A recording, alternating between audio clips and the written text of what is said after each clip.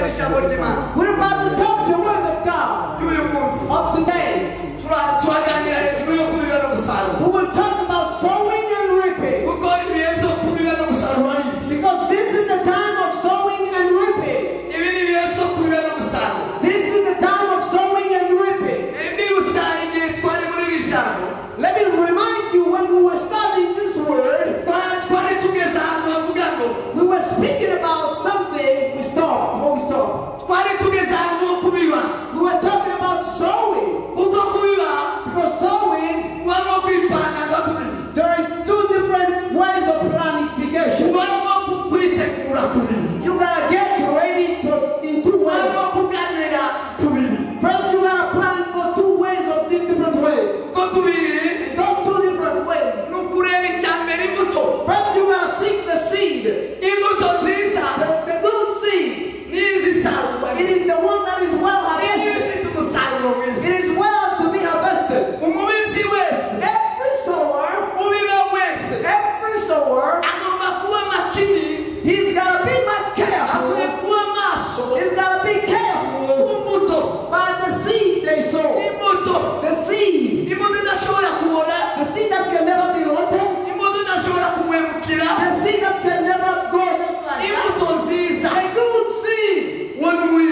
That's a good sower. And the second thing, the sower will look up. He cultivates the soil. He cultivates the soil. He cultivates the soil. And the compost. Every good soil. The blessed way is about to sow his seed. He will get prepared. So that when he sows his seed will grow. So that his seed will grow well. It will be sown in a very good seed. In a good soil. Those are the two things every good sower, he needs to prepare the seed.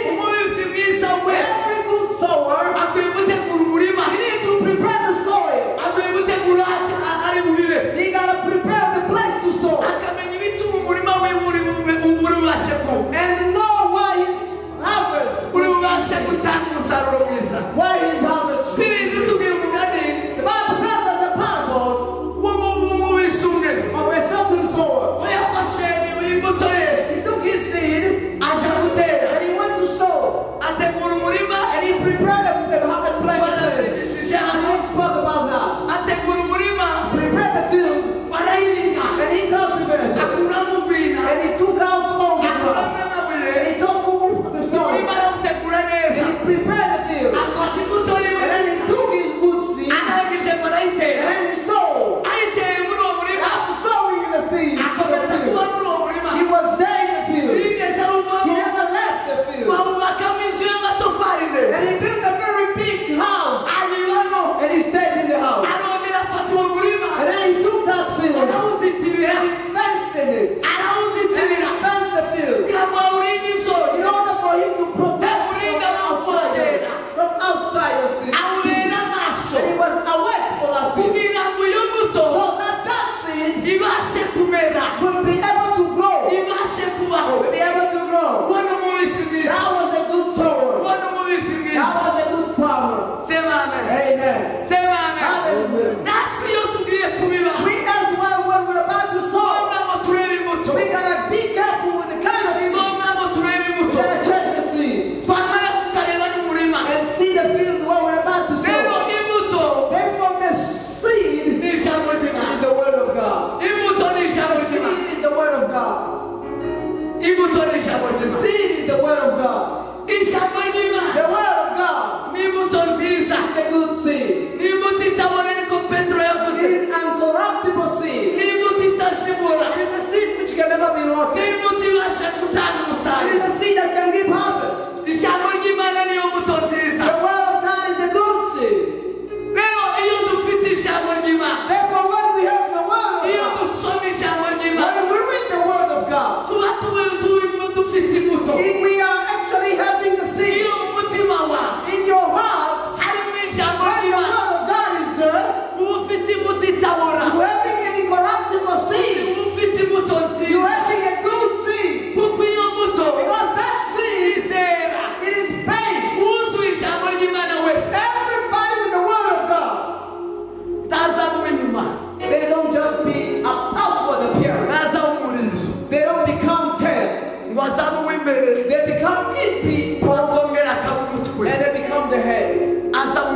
they become hairy. Why? Because they turned to be a seed. He became the seed. When you are in the Word of God, the Bible tells us those are the ones that become the light. They are the light that shines in the world. That's what Jesus told the disciples. And say you are the light of the world. Because of the word Christ planted in them. Because of his teaching, Jesus taught them. And he told them, you are the light of this world. You are the light of this world. You are the light of this world. Because of the seed inside of you. It is a good seed. Therefore you will shine in the world. You are the light of the world. And he said you are the salt of the world. Because of the word planted in you. Because of the teaching I taught you. You are the salt of the world. Hallelujah. Praise God. You are the salt of the world. You are the salt of the world. The word of God. That's the one I was talking. It is a seed that is selected. A seed selected. Our word. Our word. That. The words. That. Can heal. Can heal the heart. If you got the word of Christ Jesus. If you got the word of Jesus Christ. If you got the word of Jesus Christ. Should be. Should have a good seed. Because it is a seed to be planted. It is a seed to be planted. And that seed should grow. That seed should grow. That should grow. Because it is the word of Christ. And then the next is the good soil. To be planted. Of the word of God. It is a seed that grows. Wherever it is planted. Because it is a selected seed. Because it is a selected seed. It grows. It grows. That seed grows. And it grows, becomes more. The word of God tells us where we should sow the seed. God prepared the soil. The Bible tells us when God prepared to sow his word. And people with the word of God. We that know him as a farmer. We as farmers. We sow in poor. We sow in poor. Matthew 25,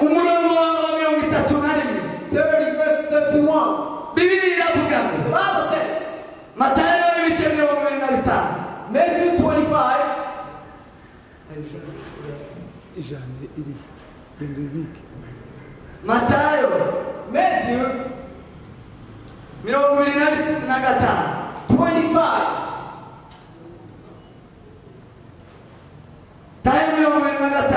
Matthew 25, verse 31.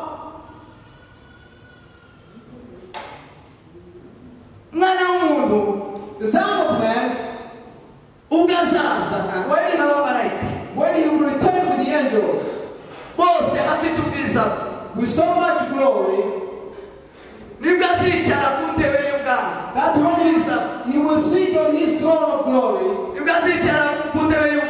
that's when he will sit on his seat of glory, and all the nations will gather right before him. And he will separate them just like a shepherd separates sheep from the goat. And the sheep put it on the right side. And the goats on the other side.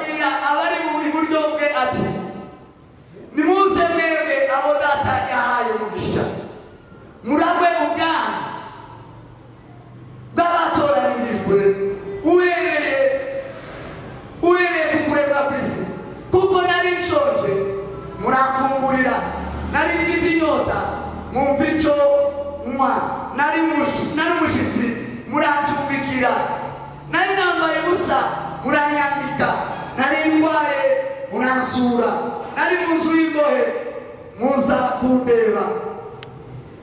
Abakiranutsi bazamubaza bati twakubonye njya ushoboye turagufungurira, cyangwa ufite inyota tuguha icyo kunywa, kandi twakubonye uri umushitsi ryari turagucumbikira, cyangwa wambaye ubusa turakwambika, kandi twakubonye ryari urwaye cyangwa uri mu nzu y'imbohe tuza kugusura. Umwami azabasubiza ati ndakubwira ukuri yuko ubwo mwabikoreye umwe muri bene data aboroheje bari inyuma y'abandi, ari nje mwabikoreye. Amen. Ibi ni ijambo ry'Imana. This is the word of God.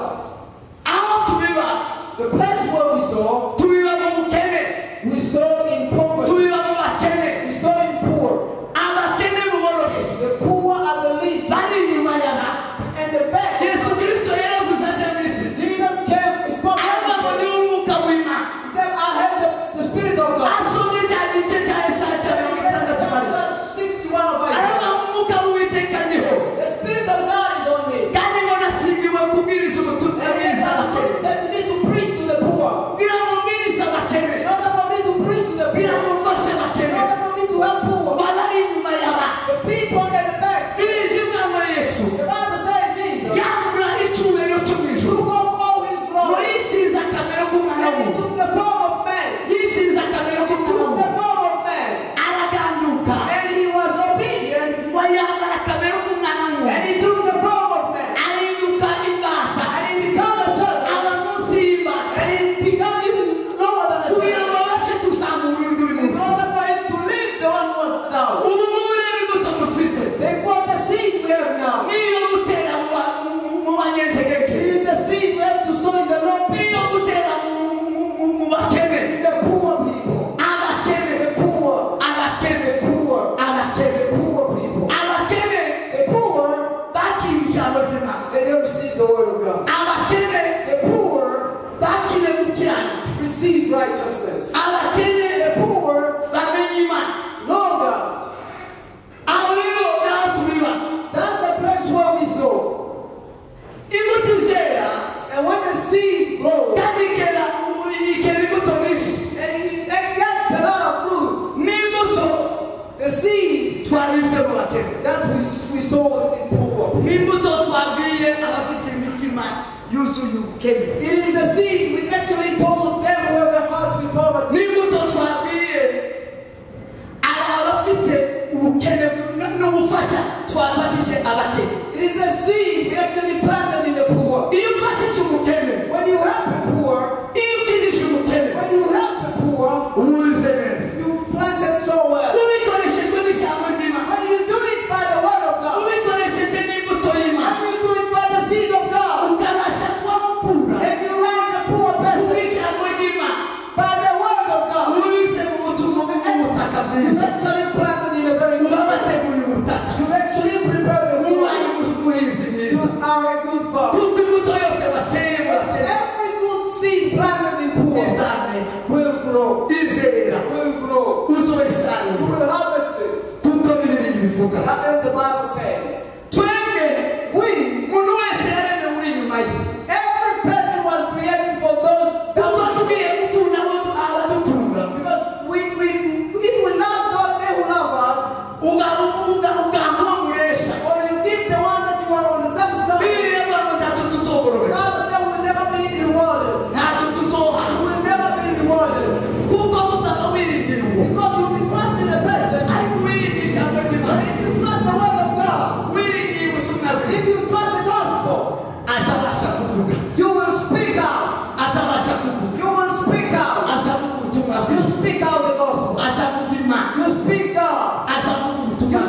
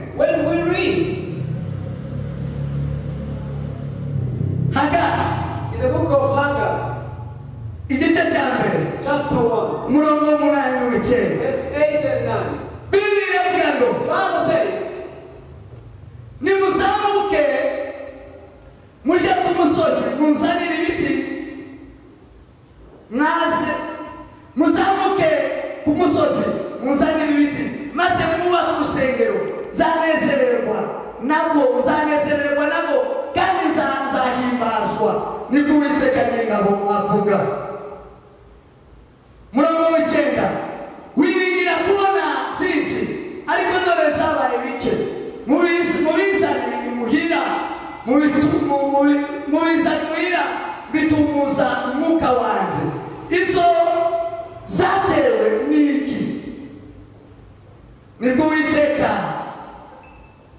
nyir'ingabo araza zatewe n'izu yanje isigaye ari umusaka kandi umuntu wese wo muri mwe yihutira kwiyubakira iyiwe nzu. Amen.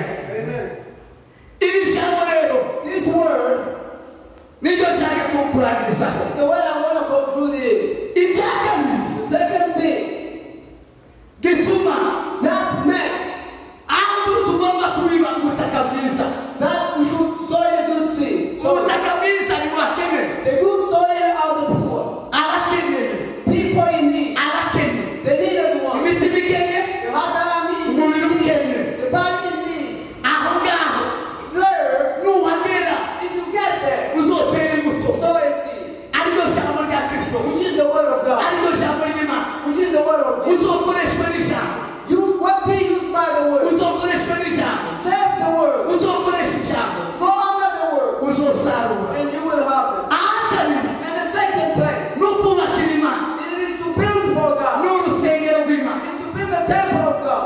Urusengero rw'Imana. What is the house of God? Urusengero ni iki? And what is the house of God? Urusengero The church, ni ubutunzi bw'isi.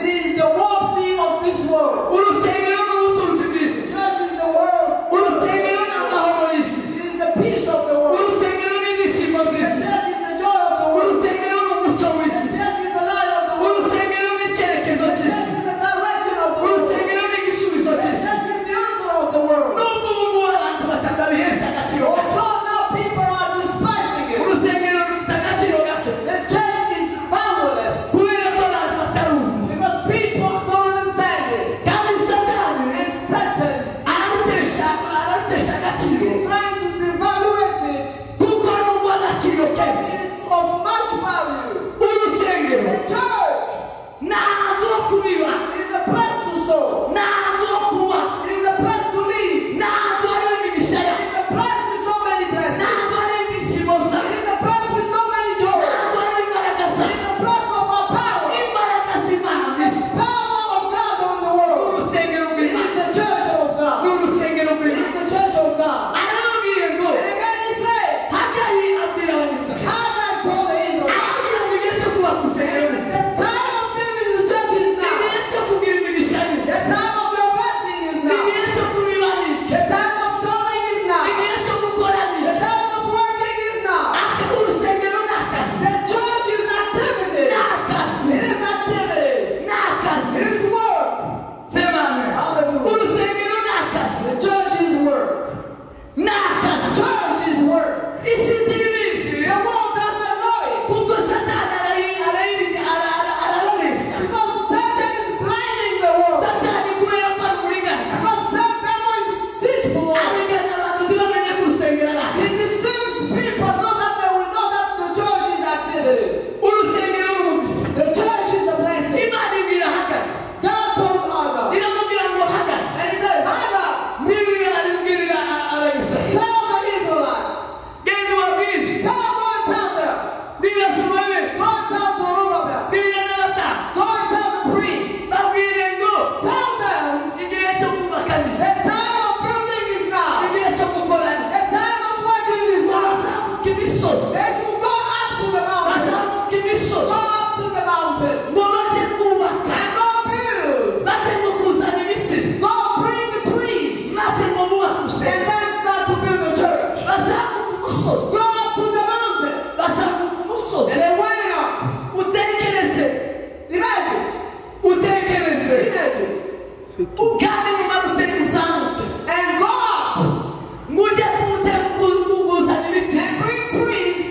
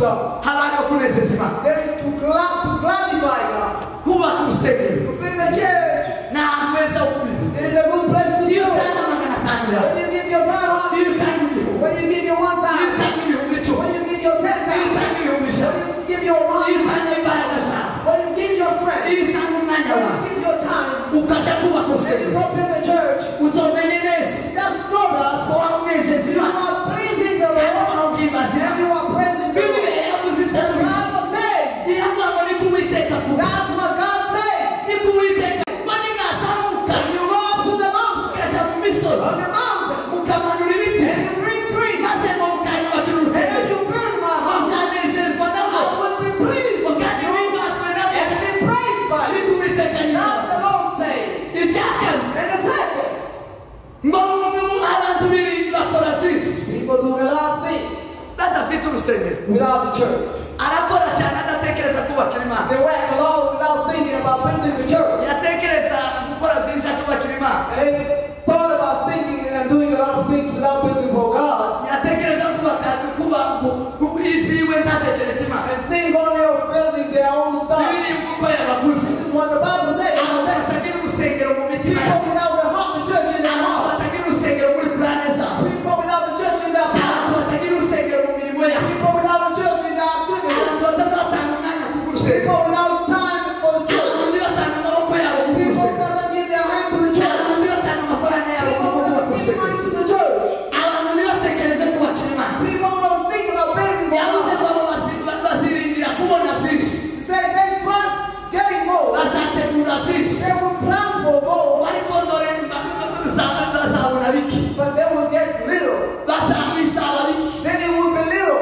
Bazahorana bike. They will harvest little Kubera ko nta rusengero. because they have no church. Aravuga ngo bazabizana imuhira. They said they will bring it at home. Bazabizana mu rugo. They will bring it at home, Bimana ibitumuza umwuka wawe. and God will employ it with Hari you. igihe abantu bagira ngo bafite imyatsi. There is a time where people think Nawe that, nta myatsi n'Imana yayihuha. but God is the one blowing it. Kubera mu maboko yabo. Because in their hands, Imitekerereze in yabo. their mind, Aho babiba. and when they sow, Urusengero ntirubamo. the church is not included. Aho basabana. When they sow, Urusengero ntirubamo. the church is not part of that. Ubu urusengero rutabamo. And now that the church is not, Ku babiba. to them that sow, Niba urusengero rutabamo. if the church is not in their mind, Ni ukuvuga ngo uwo muntu it means that person, ibyiwe bizatumuka. his belonging will be blown by the wind. Bizatumuka. Be blown by the wind. Bizatumuka. Be blown. Muzabaza mu nzozi zatewe n'iki? And you will ask why this. Nibwo Uwiteka abaza. The Lord asks, Arambwira ngo zatewe yuko and it happened inzu yanje that my house isigaye ari umusaka. is in a place of Ariko isolation, umuntu wese and that every person ngo agashaka kwiyubakira iyi wants nzu. to build a house for Ugiye himself. utekereza inzu yawe. If you think about your house, Udatekereza inzu and you yawe. don't think about the house of Icyo God, bituma ubunyine dufite ubwoba bwinshi. that's why we are so much afraid to do. Kubera korona n'amapepo. Because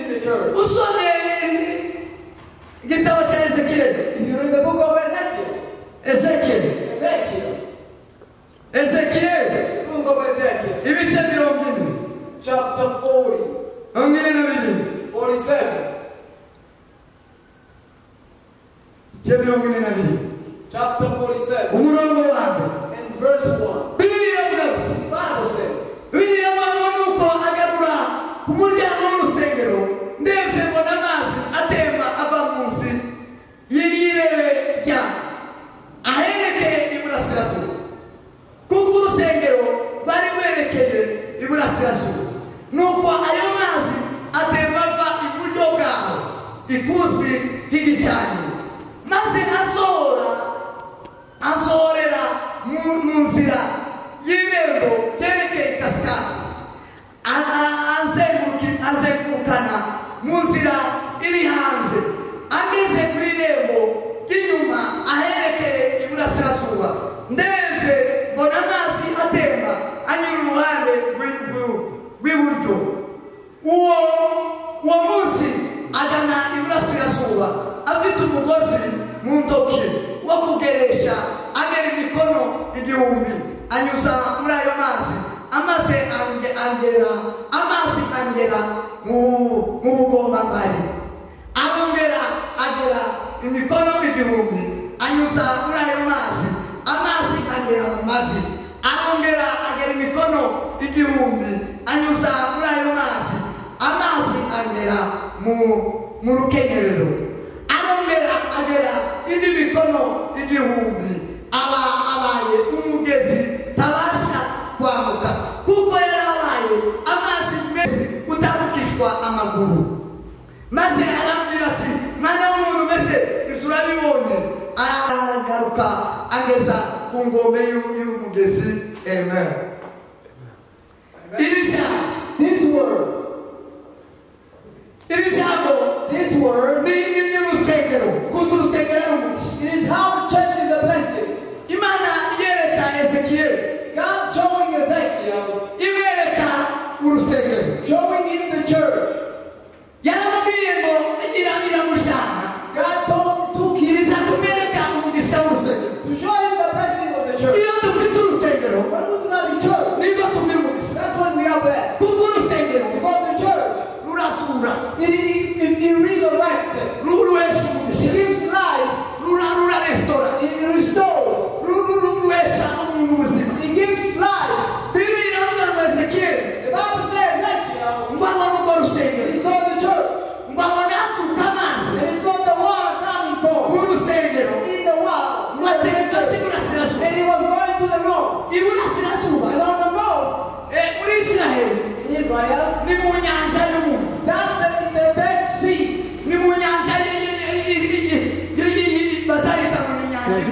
It is called Dead Sea. The Dead Sea, it has nothing. There is no fish in Dead Sea. There is no fish in the Dead Sea.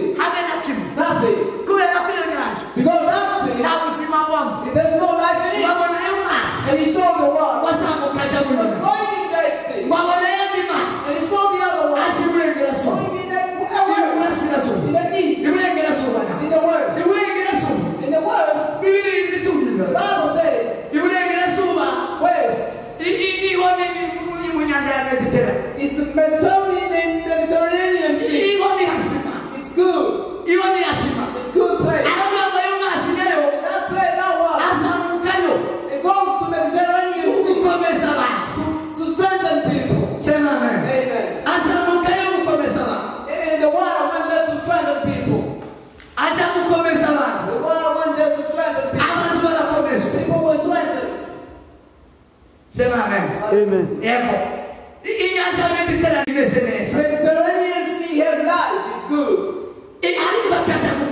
But it goes there to strengthen. He said it in blessing to help the dead to rise. The church, there is water. And that water is the word of God. The word of God. It is in the church. When Jesus came back, he came back in the world. 404 first cubits. First cubits. It was 1,000. 1,000. It's from here to there. That was 1,000. That was 1,000. He was on the ankle side. And when he measured it, it was in his knees. And when he looked, it was in his waist. It was from the knees to the waist. And when he looked,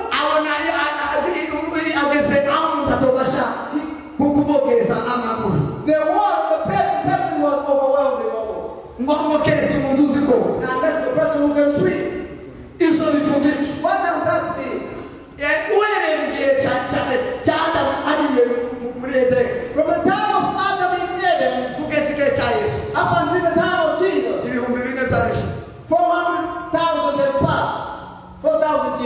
myaka ibihumbi bine zari 4,000 years has passed by. uyu yasavuga Yesu He was talking about Jesus. ko Yesu azaza That Jesus will come. nyuma y'ibihumbi bine And after 4,000 years, Yesu azaza Jesus will come. Yesu niwe rusengero Jesus is the church. Yesu azazana mu rusengero Jesus will bring in the church azazana mu buzima the living water. azazana mu buzima He will bring life. kuko ubuzima bwari bwabuze Because life was mixed. icyo gihe hari habayeho gupfa There was death.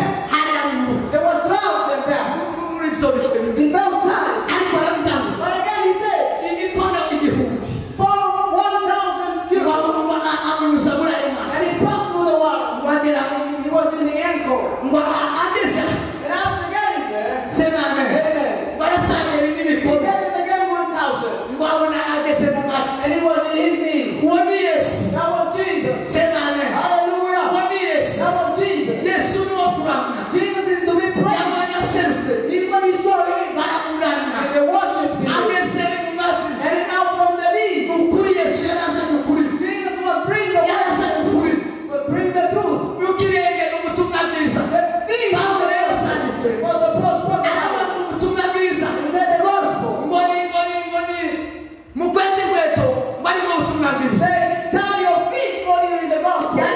yageze mu mazi He went in the ring amazi ngo yuzura abo kirato kiza kigabye and the water went in the shoe. bivuga ngo ubutumwa bwiza muri nje rusenge Meaning the gospel is entering. ubutumwa bwiza muri nje The rusenge gospel is entering. ngo bibere mu mazi When it reached in the knees, cyangwa mu mazi yose namuka his own needs should bow for him. amazi yose nari basuka All needs should bow for ngo God. bigeze mu rukenyero It went in the west. bigeze mu rukenyero Went in the west. ayo mazi That was basanga bivuze ngo means ukuri kwinjiye mu rusenge the truth has entered. Yesu niwe kuri Jesus is the niwe truth. nzira n'ukuri He is n'ubugingo the way, the life, and the ntawe truth. uzajya kwa data atarushya So I will go to the Pawulo niwe wavuze Prophet, prophet.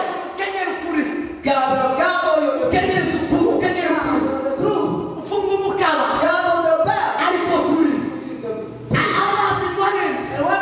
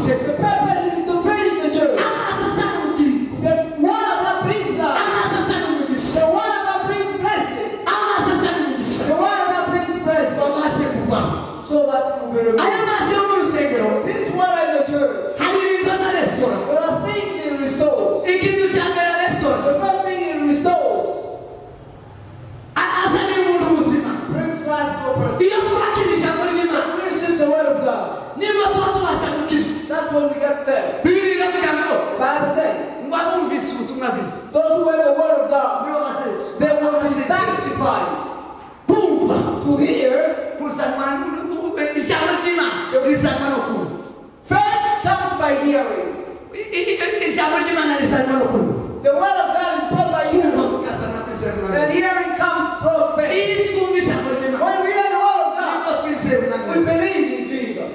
aya mazi rero This word yazagenda mu bapagani. goes in the pattern. Inyanja muri Bibiliya, And the sea in the Bible. inyanja niyo dusoma inyanja were muri Ufunuo When we read the sea from Revelation, zahishuriwe. from Revelation, Iyo bavuga inyanja baba bavuga amahanga atazi Imana. when they talk about sea, they are talking about the nation that they Amahanga know. y'abapagani, There's the nation that knows. abari abapagani batazi Imana. Pagans who didn't know God. Ijambo ry'Imana rero The word of God riri mu is rusengero in the church. niryo rizarizana It brings agakiza salvation. abantu bagakiza. The people get saved. Abuzokira n'ubu Nobody can be saved ijambo rya Kristo. except by hearing the word of Iyo God. atumva rino jambo, When we don't hear the word, natumva ijambo rituruka mu rusengero, they don't hear the word. natabona n'amazi aturuka mu If they rusengero, don't receive this word, natabona uyu mugisha uturuka mu if they rusengero, don't receive this blessing w'imbuto w'ijambo ry'Imana from the seed of God, ntashobora gukira. they can never be saved. Icyo gituma iki ni cyo That's why ari igihe cyo gusenga, it is time to pray. ari igihe cyo kubaka, It is time to sing. cyo kubaka ibyinshi ku It rusengero. is time to build the church. Icya kabiri, The second,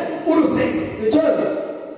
yaravuze ngo He said, ni inkomezi, it is strength ni inkomezi z'abakristo, to the believers. ni inkomezi z'abera. It is the strength. To the Bibiri iravuga ngo abibagiwe gutera Bible says those who forsake bararimbutse. the gathering of prayer. Abantu bateranira, Where do people gather? bateranira mu rusengero, In the church. bateranira mu rusengero. In the church. Kubaka urusengero In the church ni umugisha, is a blessing. ni umugisha, It is a ni blessing. ubutaka bwiza. It's a good soul. Naho dusarura, It is a good place to dusarura find. ikawa, What do we have? dusarura We gukomeza. have the strength. Iyo babona ayo mazi, And he saw the word. bazamuka cyane iburengerazuba, ashyirwa iburengerazuba, What in the words? muri iyo nyanja ya The Mediterane, Mediterranean Sea. muri iyo nyanja ya The Mediterane Mediterranean Sea. yaribamo ibizima, It was laid I wish I could out. walk They went there to strengthen them. ijya kubakomeza, Went there to strengthen them. ijya kubakomeza. Went there to strengthen them. Semana, Hallelujah. iri jambo ry'Imana, The word of God. urusengero, The word of God. kubaka urusengero, To build the church. tuba tubasha kugira ngo What do we do? tuba tubasha kugira umugisha. We have been blessed. Hari umugisha, There is a blessing. hari navuze ngo hari umugisha. As I said, there Iyo is a blessing. tubaka urusengero, When you don't build the church, Imana irabitumura, God blows them. kuko amazi y'umugisha Because the word azatemba ava mu rusengero, flows out of the church. azatemba ava mu rusengero, Flows out of the church. azava mu rusengero rimwe. It is from the church of Imana God. yabwiye, God told yabwiye Salomo, God told Solomon, iramubwira ngo and he said, urusengero rwawe my church, amusonyoye, where you will build, uru rusengero maze kuba the temple you have to build. nejejwe nawe, I'm glad for it. none nagira ngo mukubwire. And if I want to tell you, Imana imubwira Salomo, God told it to yamubwira Solomon. ngo ijuru nirikinguye, He said, when the heaven opens, nubona ijuru rikinguye, if you see heaven closed, imvura ntiri, if there's no rain, amapaka, and there's clouds, umva mubwira let me tell you what to do. muzoja yitegura mu minsi yawe, Go in my cold place of my temple. muzoja yitegura, Go in my house. muzoja mu rusengero, Go in the church. mugera mu rusengero, When you get in the church, ukihana ibyaha, when you repent your sin and turn, uzabumva n'imwe, I will hear you from heaven. uzabumva n'imwe, I will hear you from heaven. ude kuri imvura, And I will release the rain. bagarike mu And giga, I will stop the disease. bagarike indwara, And I will stop the sickness. ab'isi babizi, The people of the world doesn't kugira ngo know. no korona ihagarare, For this coronavirus to stop. kubwira abantu ngo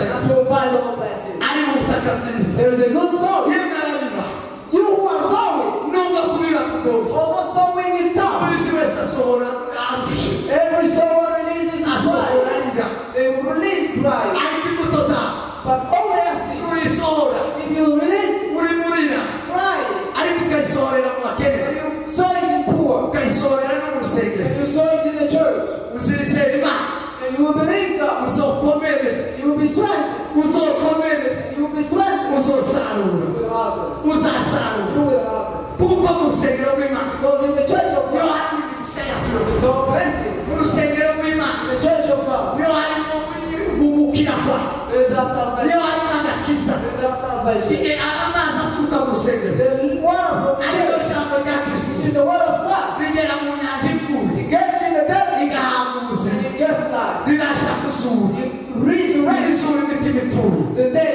nuko mutagenda rina Although the person asohoye imbuto bearing of seed, azagaruka they will yishimye come back rejoicing, azana imiba myinshi bringing so many. igizotuma wishima uzana imiba myinshi What will make you rejoice? nuko uzobiba mu bakene When you have you nuko sow uzobiba mu bakusengera in the church of God. mwubake ikintu n'icyo gihe cyo kubaka Live for this is the time of business. nakira ijambo ry'imana Speak the word of God. mana wahumugisha God bless you. mana wagiriye neza God bless you. itorero rya kristo aho muri Bless hose wherever you abari are. ku isi Those who are in the abari mu world. mazu Those in the abari house. mu kato ka korona Those who are in vayirasi quarantine. mukomeze mubibe Keep sowing. mubwire mwibuke kubiba Remember, kandi imbuto zanyu zose sow muzisohorere your seed. mu bakene The poor kubaka itorero in the ry'imana church.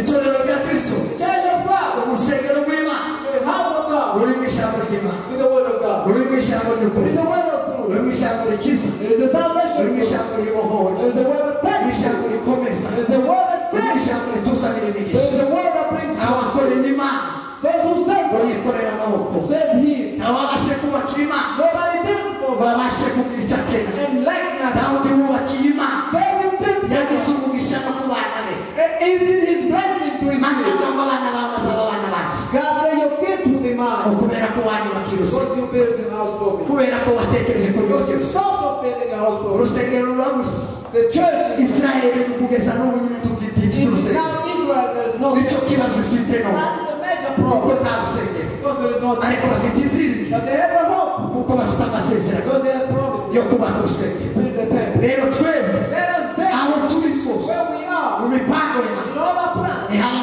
kubaka urusengero Build the church of God. mu kubiba kwawe In your soul. imirima yawe aho ubiba hose Your field wherever. mwene data Brothers and bibiliya yatuharanira aho kubiba sisters. heza Bible showing us the best Bakene. build. no kubakira urusengero rw'imana mana ibahumugisha mana ibagire neza God bless you. amen Amen. turagushimiye ku ijambo ryawe turagushimiye kubwo kugira neza kwawe izina ryawe ryawe cyubahiro muri iki gitondo twakuramije data nyiriwe tugushize hejuru turagushimiye ku ijambo ryawe ko ijambo ryawe imana risura imitima reka ijambo ryawe rizamuke rije iburasirazuba mu nyanja y'umwami ipfuye mu nyanja ipfuye rizamuke rije iburengerazuba mu nyanja mwami data nyiribihe wera wa isiraheli inyanja nanone imana data ikomeza abera komeza abantu komeza abakumenye kandi imana usura abatarakumenya yere kubapagani abapagani bakiswe yesu kristo w'i nazareti reka kubiba kwacu kubashe kugera ku bapagani ijambo ry'ukuri ijambo ry'umusaraba rigere kuri bose sengeye korona vayirasi n'izina rya yesu kristo wikugwe muri kenya nairobi ikugwe muri afurika ikugwe mu isi yose kubw'izina ryawe mana n'izina rya yesu kristo